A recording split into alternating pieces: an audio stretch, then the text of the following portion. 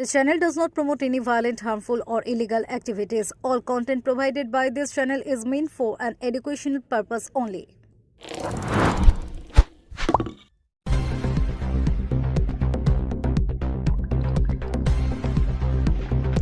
तीन लाख দিয়ে super killer নিয়োগ ব্যান্ডেল স্টেশনে তৃণমূল নেতাকে খুনে দোষী সাব্যস্ত 7 অধরা মাদক ব্যবসায়ী।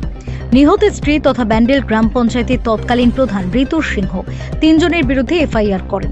তাদের মধ্যে একজন আত্মসমর্পণ করেন, বাকি দুজনকে পুলিশ গ্রেফতার করে।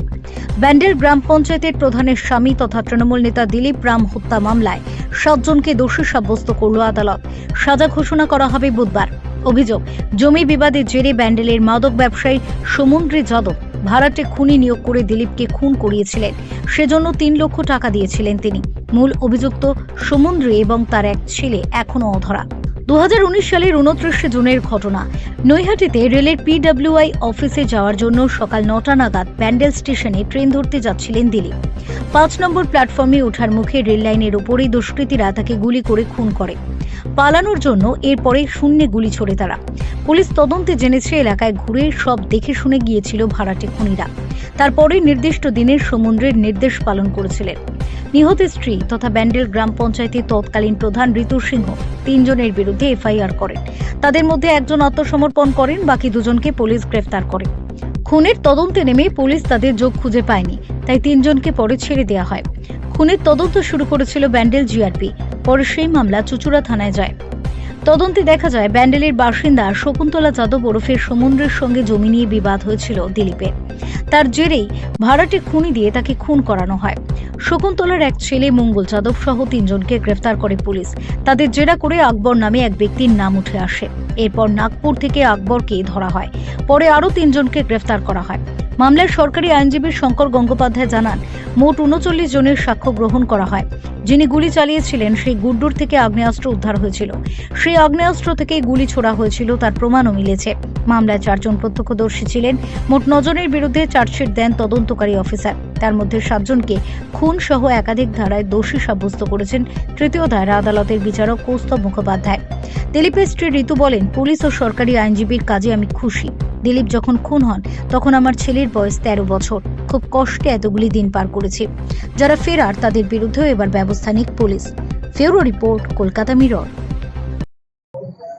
আজকে আরেকটা কেসে চুচুড়া আদালতের মহামান্য বিচারক তৃতীয় দায়রা আদালত শ্রীযুক্ত কৌস্তব মুখার্জি আরও একটা কেসে আজকে সাজা শোনালেন। সাজা শোনান না, মানে তাকে দোষী সাব্যস্ত করলেন। এবং এই কেসটা হচ্ছে, ঘটনাটা হচ্ছে 29/6/2019 তারিখে ব্যান্ডেলের জনৈক দিলীপ রাম, তিনি একজন সমাজসেবক এবং একজন রেলওয়ে এমপ্লয়ি ছিলেন।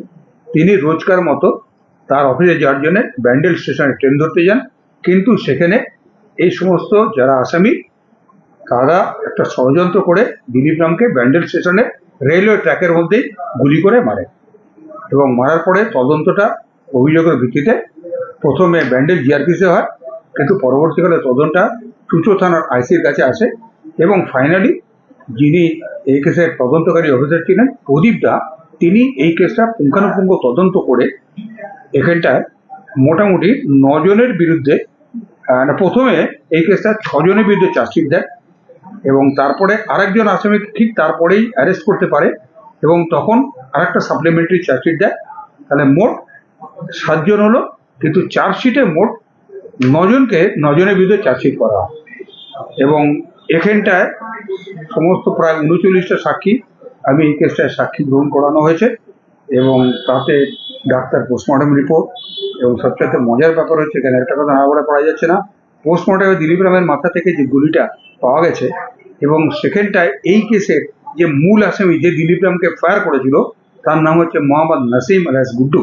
তার দেখানো এবং তার কাছ থেকে যে আগ্নেয়াস্ত্রটা পাওয়া গেছে, পরীক্ষায় দেখা গেছে যে ওই আগ্নেয়াস্ত্র দিয়েই ওই গুলিটা হিট করা, মানে এরকম অকাট্য প্রমাণ এখানে পাওয়া গেছে। কেন মার্ডারটা করলো তার একটাই কারণ হচ্ছে যে দিলীপ রাম আগেই বলেছি একটা সমাজসেবক ছিলেন। তো ওখানটায় একটা ব্যান্ডেলে একটা জমি আছে, সেটা হচ্ছে শকুন্তলা যাদবের একটা লজ আছে, তার সামনে জমিটার 1 কোটি টাকার উপরে দাম। কিন্তু ওই জমিটা প্রথমে শকুন্তলা যাদবেরই ছিল, তিনি যাকে বিক্রি করেছিলেন বহু আগে 18,000 টাকায়। এখন শকুন্তলা এবং তার 2 ছেলে তাকে চাপ দিচ্ছিলেন যাতে ওই 18,000 টাকায় জমিটা তাকে আবার ফিরিয়ে দিতে হয়, বিক্রি করা হয়। সে তখন দিলীপ রামের আশ্রয় নেয়। দিলীপ রায় তখন ব্যাপারটা ইন্টারফেয়ার করে এবং তাকে যথোপযুক্ত খদ্দের দেখে দেয় এবং এই জমিটা তাদের কাছ থেকে উদ্ধার করে তার হাতে দেওয়ার ব্যবস্থা করে। সেই জন্য তার এরপরে রাগ ছিল, সেই কারণে তাকে এভাবে মেরে ফেলা হয়েছে। হ্যাঁ, অবশ্যই প্ল্যান করে করা হয়েছে। এই প্ল্যানের কথা যখন বললেন তখন এরকম আমার সাক্ষী এসছে যে দিলীপ রাম যখন তার অফিসে বসে ওই শকুন্তলা যাদবকে একদিন একটু ডাকতে বলেছিল, তখন তার দুজন ব্যক্তি যারা এখানে সাক্ষী দিয়েছে, আমি নাম বলছি না, তারা যখন শকুন্তলা যাদবকে ডাকতে গেছে তখন ওখানে মিটিং হচ্ছে। সেই মিটিংয়ে ও পরে চিনেও গেছে, দেখেছে তখন মোহাম্মদ আকবর, হেডে মঙ্গল যাদব, ওর আর এক ছেলে আজাদ যাদব এবং শকুন্তলা যাদব, তারা মিলে বসে প্ল্যান করছে যে দিলীপকে আর বাঁচিয়ে রাখা যাবে না, তাকে মেরে ফেলতে হবে এবং তার জন্যে 3 লাখ টাকা ওই যাদব ফ্যামিলি ওদের দিয়েছিল যে শুটার এনগেজ করে দিলীপ রামকে মেরে ফেলতে হবে। এই মামলাটায় আপনার শকুন্তলা যাদবের ভূমিকাটা মানে সেই মেন অভিযুক্ত নাকি? সে এবং তার 2 ছেলে, আমাদের দুজন তো এখন অ্যাবসকন্ড রয়েছে। দুজন শকুন্তলা যাদব এবং তার আর এক ছেলে অ্যাবসকন্ডার, এবং তাদের বিরুদ্ধে ডব্লিউ ছিল, পরবর্তীকালে ডব্লিউপি হয়েছে, ফাইল ফর দ্য প্রেজেন্ট করে এই বাকি 7 জনের বিরুদ্ধে মামলা চালিয়ে নিয়েছি এবং চালানোর পরে আজকে প্রত্যেককে ওই যা সেকশনই দিক তার সঙ্গে 300 দিয়েও তাদের দোষী সাব্যস্ত করেছে। কালকে তাদের সাজা ঘোষণা করবে। शंकर गांगुली जो पीपी हैं, आज उनके कारण ही जितने भी आरोपी है 7 आरोपी को दोषी करार कर दिया गया है। कल फाइनली उनको सजा मिलेगा और आशा करते हैं जो भी सजा मिलेगा, जो हम लोग चाहते हैं वही हम लोग के जो जज होंगे, मतलब न्याय मिले, हम लोग को न्याय मिले, आशा करते हैं। इसलिए मारा है आपको सामने ये कहा मतलब 2019 का बात है। 29 जून को मेरे हस्बैंड रोज की तरह ही ऑफिस जा रहे थे 9:20 का नहट्टी लोकल पकड़ने के लिए। हम उनको खाना वाना खिलाकर भेज दिए। अचानक थोड़ी देर बाद न्यूज़ खबर आया फ़ोन पे कि उनका ऐसा मर्डर हो गया है 5 नंबर प्लेटफॉर्म के पास में। तो फिर हम लोग हॉस्पिटल गए तो जो भी वहाँ पे सुने कि ऐसा कंडीशन है, उसी दिन सेम डे ही उनका डेथ हो गया। लेकिन कारण यही था कि एक प्रॉपर्टी लेकर समुद्री यादव का, वो लेकर ही मतलब बहुत प्रॉब्लम क्रिएट हुआ था, जिसके कारण जिसका जमीन वो समुद्री हड़पना चाह रही थी, तो वो लेडी मेरे हस्बैंड के पास आई थी, क्योंकि मेरे हस्बैंड एक समाज सेवी थे। वो उसके डिफेंस में उनसे फाइट की समुद्री यादव से, यही कारण था उनको मारने का। समुद्री यादव और उसका बेटा दोनों, आज़ाद यादव और मंगल यादव, वही लोग प्लानिंग करके मेरे हस्बैंड को मरवाए। सिर्फ जमीन के लिए को मारते जमीन के लिए? हाँ, जमीन के लेकर ही ये लोग किए थे, मरवाए थे। पंचायत प्रधान था? जी हाँ, 2018 में इलेक्शन हुआ था पंचायत इलेक्शन, उस समय हम पंचायत प्रधान थे। हम लोग क्या खाया था? हम लोग चाहते हैं फांसी की सजा हो, यही चाहते हैं। अभी तक 2 आदमी है, अभी भी 2 आदमी फरार है, समुद्री और उसका बेटा आज़ाद।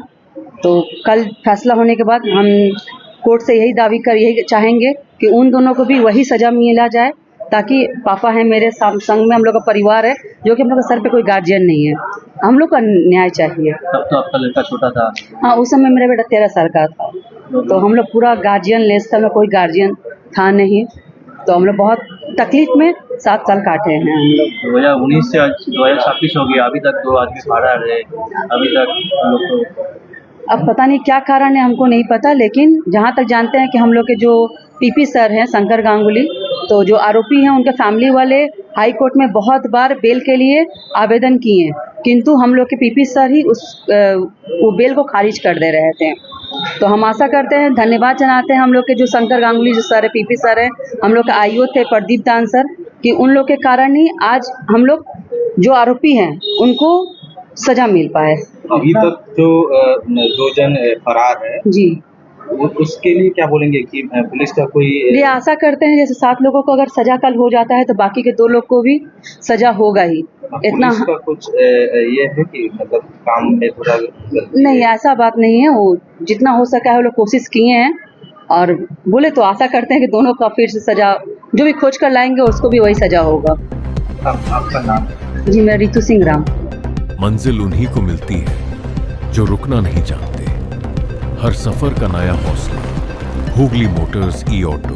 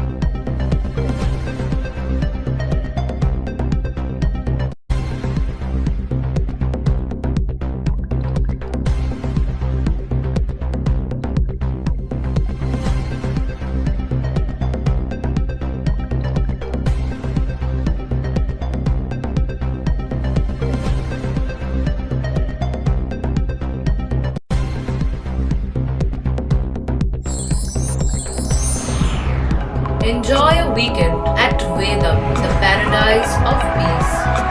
A home away from home.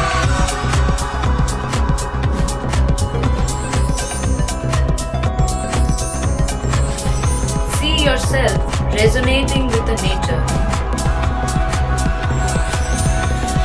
Vedam welcomes you. Create your best memories.